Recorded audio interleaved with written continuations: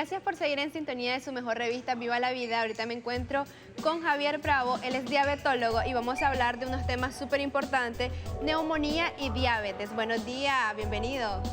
Gracias Alejandra, ¿verdad?, por la invitación. Primeramente, pues darle gracias a Dios por un día más de vida, llevando temas de interés como es neumonía. Neumonía, ¿verdad?, que es una patología que normalmente se desencadena con estas etapas de invierno, ¿verdad? Con los inicios de la lluvia, pues ya se activan muchos virus y por ende estos pacientes pueden tener problemas como lo que es la parte de la neumonía o problemas respiratorios. Cuando hablamos de neumonía, hablamos de una afectación meramente a nivel del parénquima pulmonar que se caracteriza por síntomas de tipo respiratorio como tos, estornudos, malestar general.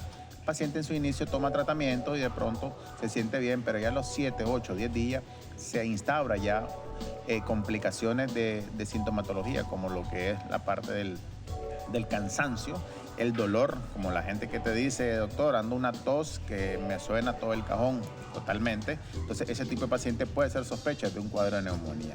Cuando hablamos de pacientes diabéticos, es muy importante tomar en cuenta porque uno de los mecanismos que el paciente sano puede tener para defenderse ante los microorganismos que entran al cuerpo son los leucocitos, son los macrófagos, son los polimorfos nucleares que se encuentran a nivel de los alveolos, que eso hacen de que agarren las bacterias y los virus los matan, por decirlo así, y evitan que eso se reproduzca. En el caso del diabético, tiene el sistema inmunológico debilitado, por ende tienen menor producción de leucocitos y por ende estos pacientes pueden tener un cuadro neumónico con mayor severidad.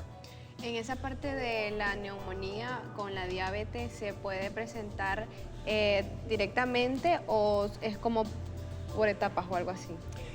Cuando hablamos de la neumonía, podríamos decir de que sí, podríamos hablarlo como por etapas. El cuadro viral que el paciente tiene entra al cuerpo, desencadena una sintomatología de manera generalizada. Este sirve como puerta de entrada hacia un microorganismo mayor, que en este caso puede ser el Streptococcus pneumoniae, otro tipo de bacterias, porque puede colonizar ahí, multiplicarse y causar el evento. ¿Cuál sería el evento? Una fiebre de tipo incesante, de manera brusca, ¿verdad?, asociado a tos con flema purulenta, como la gente lo dice, un gargajo verde, y dolor, ¿verdad?, en punta de costado, que podríamos estar sospechando que este paciente tiene el cuadro. Y cuando hacemos una revisión a nivel pulmonar, nos podemos encontrar con estertores o algo como hervor a nivel de los pulmones, que el médico puede identificar que este paciente esté pasando por un cuadro de neumonía. ¿Y qué es lo más importante o lo más prudente que pueda hacer una persona que presente diabetes y tenga síntomas de neumonía? Lo más importante, obviamente, acudir al médico, ¿verdad? Pero si el paciente está en casa, chequearse la glucosa, porque el paciente compensado se ha demostrado de que responde mejor el manejo y el tratamiento de la enfermedad. Un paciente descompensado con su nivel de glucosa un poco más alto, eso hace que se complique más todavía su condición respiratoria, ya que a este paciente hay que tratarlo, no solo tratarle la patología, en este caso respiratoria, sino la patología de la diabetes. En todo caso, o sea, hay que compensarlo, hay que tratarlo con medicina, de tal manera que el paciente de las dos formas esté un poco más controlado. ¿Y qué efectos tiene la persona que padece de diabetes al tener neumonía? Normalmente el paciente puede complicarse con una cetoacidosis diabética, el paciente puede complicarse con una infección de vías urinarias, inclusive el paciente puede complicarse con un derrame pleural, ¿ya?, causado por la neumonía, o en algunos casos pues puede caer a cuidados intensivos. Ya hay escalas internacionales que definen pues si el paciente tiene un patrón de respiración mayor, digamos de 30 a 35 respiraciones por minuto, un paciente que está muy cansado, y si a eso le asociamos a una descompensación metabólica, entonces el paciente puede caer en cuidados intensivos. Entonces por eso es importante que una simple gripe que el paciente diabético tenga debe acudir a consulta, aunque algunos pacientes se mejoran prácticamente de manera rápida, pero a la semana están desarrollando ya el cuadro mayor. Y no necesariamente una persona con diabetes, también una persona que sienta la tos y todo eso ya puede llegar a algo secundario solo con la neumonía. Entonces creo que eso ya complicaría más la situación.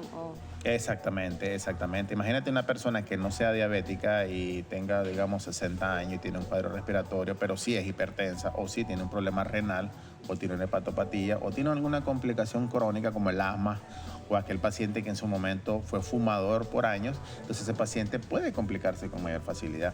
Y si a eso le agregamos los antecedentes del COVID, que esto vino totalmente a afectar meramente los pulmones, entonces ese paciente se puede complicar fácilmente. Es decir, es importante tomar en cuenta que si el paciente sabe de que tiene antecedentes respiratorios, sabe que sufrió de asma, sabe que sufrió de alguna condición pulmonar y desencadena este cuadro respiratorio, lo más idóneo es que acuda a consulta, que el médico le ayude a identificar algún otro factor de riesgo que lo pueda complicar más adelante y de esa forma detener meramente, ¿verdad?, la complicación y evitar que el paciente fallezca.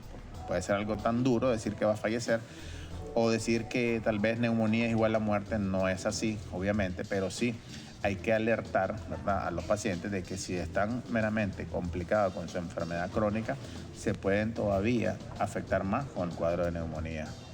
Qué complicada esta parte, ¿verdad? Que hasta puedes llegar a la muerte por una gripe y si no te la trata a tiempo y te lo dejas pasar, puedes tener todos estos efectos secundarios que nos mencionaba el doctor. ¿Qué tratamiento recomendaría usted para las personas que están padeciendo de una tos pero no van como al médico? Entonces, ¿cómo para que se traten ellos?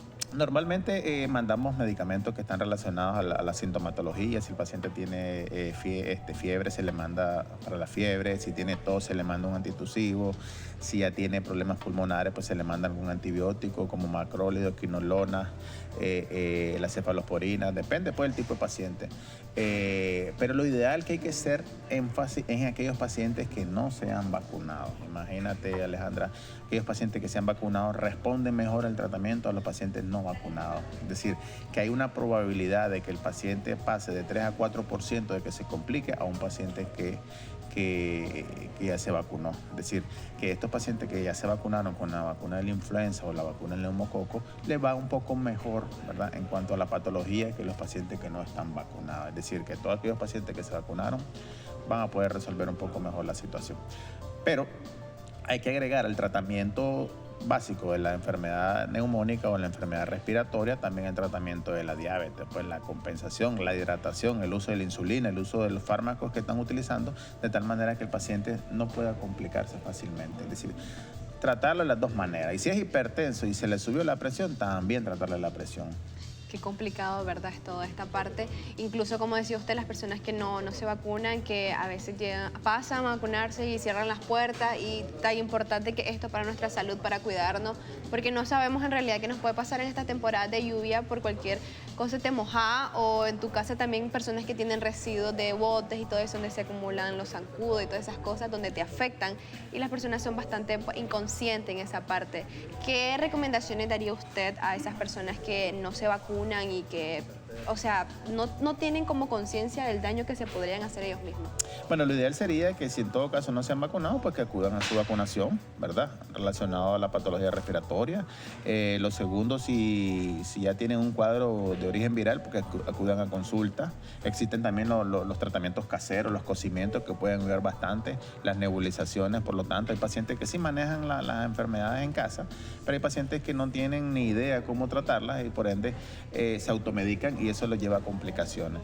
Lo último es que siempre mantener sus niveles de glucosa cerca del rango normal y estarse chequeando, como siempre les oriento a los pacientes, que eso va a ayudar bastante a que los pacientes mejoren.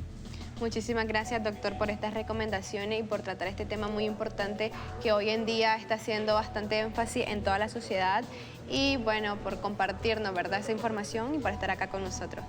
Gracias a ustedes también por la invitación y los esperamos pues el próximo miércoles con otro tema de interés hacia la población.